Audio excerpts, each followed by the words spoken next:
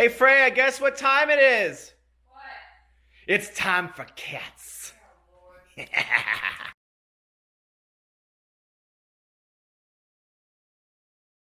Alright everybody, so I just got out of the most anticipated movie of 2019. I know all of you have been waiting for this review, and it is of course for the greatest film of all time, or at least of 2019, or at least of December 19th of 2019, or at least maybe not. And it is of course the musical movie Cats, directed by Tom Hooper, who had such a great start to being a household name ever since he did the King's Speech. I was just so floored by his direction, and then he made this.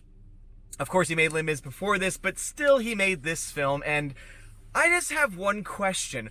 What the hell is a Jellicle Cat?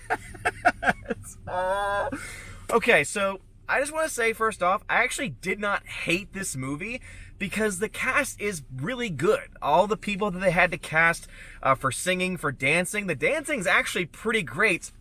The biggest problem, of course, with the dancing is that you have to look past the really bad, cringe-worthy CGI that just doesn't work.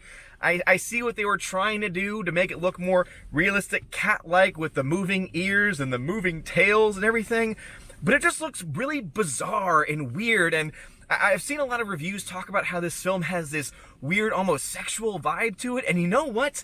There are definitely a lot of moments that have that, because you have human persons pretending to be cats in a movie musical that's all about cats. I know that this was written by Andrew Lloyd Webber, or at least the music was written by Andrew Lloyd Webber, and I think it's based off of a previous story, but I have to wonder, was Andrew Lloyd Webber and all the other people involved in the process of writing this musical, not even just this movie, but this musical, high? Were they on shrooms? Were they just out of their minds? Were they blitzed out of their minds when they were writing this story? Because who goes out of the way to say, you know what, I'm gonna write a musical, not just a story, a musical about cats, and about how there's different kinds of cats, and that a cat's real name is something very unique, and you have to do this and you have to do that. And so, oh my goodness gracious, I'm not even gonna get to the plot of this film. It all deals with this brand new cat that gets thrown out of a car and is now being adopted into this community, and it being introduced to all these different characters. Some are done very well, others, like for example, Taylor Swift's, oh my gosh, her role was terrible. I mean, I was reminded in this movie that she's not that great of a singer because, dear Lord, her song sucked. You had Idris Elba playing just a creepy dude cat throughout the film, who also can't really sing all that well. It was a waste of his talent, because I love Idris Elba. I think he's a very talented guy. Totally waste him. Ian McKellen is just floating around the film doing random things. There's one part where he's literally just saying random, like, he's like, meow. But it's Ian McKellen. It's Ian McKellen, who's one of the best actors working in Hollywood. And he's a freaking cat. They're all cats. Dame Judi Dench, she's a cat. James Corden, who I think can be funny sometimes, is a freaking cat. Oh my gosh, they're all cats. And I know that's like, oh, obviously, Odin, we of course they're all cats. What did you think you were going to see? I will say this much, though. It's not the nightmare fuel that I thought it would be. I could see it being nightmare fuel for a lot of people. So if you come out of this, if you happen to see this movie, which I don't recommend you doing, but if you do, and you think, oh my gosh, my dreams will be haunted by this, I will totally understand, especially when the end happens, because the last 10 minutes, it's Dame Judi Dench as the cat, as, oh my goodness, I'm forgetting her name, Cat Deuteronomy, and she's breaking the fourth wall, talking to the audience about how you should treat a cat, after they've just sent a cat away in a hot air balloon to go to a quote-unquote new life. I wish I was making that up. I'll say that again. A cat floating away in an air balloon as Dame Judi Dench, as a cat, preaches to the audience about how cats should be treated.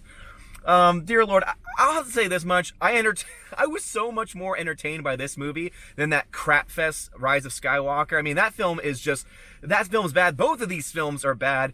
But if I had to say which one I was more entertained by, even as a hardcore Star Wars fan, I was so much more entertained by this freaking musical about cats, because the whole time I'm thinking to myself, who in their right mind could possibly write this show, could possibly write this script, could write this musical?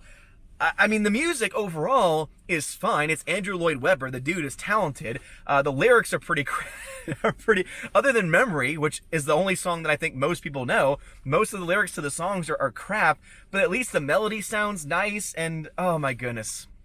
All I wanted to know, though, the whole time, every time they said Jellicle this, Jellicle that, Jellicles can and Jellicles do, Jellicle cats, I was like, oh my goodness gracious, what were you on? But anyway, if I had to give a score to this film, I would give it a... I'm going to give it a solid D. I'm not going to give an F to this film. I could easily give an F to this movie. It would be very easy for me to do that. But I think that a D is what I'm going to give it, because at the end of the day, there are good performances underneath the crappy CGI cat nonsense. And there is some really great dancing. I think that just the fact that they were able to get actual dancers, and in some cases actual singers, to play some of the parts, it was kind of refreshing, because I am a musical theater geek. I like musical theater for the most part. I understand why, for the longest time, I never wanted to ever see Cats. Just the concept of it just irked me, and I've never seen it. This is the first time I've ever seen the show. Other than Memory, I've never heard any of the music before, and I can see why I've avoided it for so long, but I'm not gonna lie, I kind of want to go back and see it with someone else, just so that I can look at them every 5 seconds to see, are they having the same reaction that I did? Because the couple behind me, 20 minutes in the movie, pack up and leave. That's right, I had a couple leave during this movie, and there were only 5 of us. There were 7 of us originally, 5 of us by the end of it, and it seemed like the people that were there, otherwise than me, who actually stayed throughout the film, were also theater people, and they had a lot of things to say about it as well. But anyway, are you planning to see Cats? Please let me know. This is not a glowing endorsement, but you know what? If you want to be just sitting back saying, oh my gosh, they made this. They actually made this movie. Someone actually wrote a script, wrote a screen. Like, again, if you've never seen Cats, or you've already not liked Cats in the first place, you can just sit back and say, oh my gosh, now I realize just how ridiculous this concept is, and also how far Tom Hooper's fallen. The King's Speech, Oscar award-winning film, Cats. I would love to hear your thoughts about this and everything we said in the comments section below. Please smash the like button, give us a subscribe, it helps us out a lot. I don't know if my sanity is going to hold out throughout the weekend, but hopefully Jumanji 3 can eventually bring me back to sanity. I'm going to try and see that sometime tomorrow. But anyway, you guys are awesome, amazing, beautiful people. Have a wonderful day. And as always, meow, Jellicles can, Jellicles do, Jellicle cats, and God bless.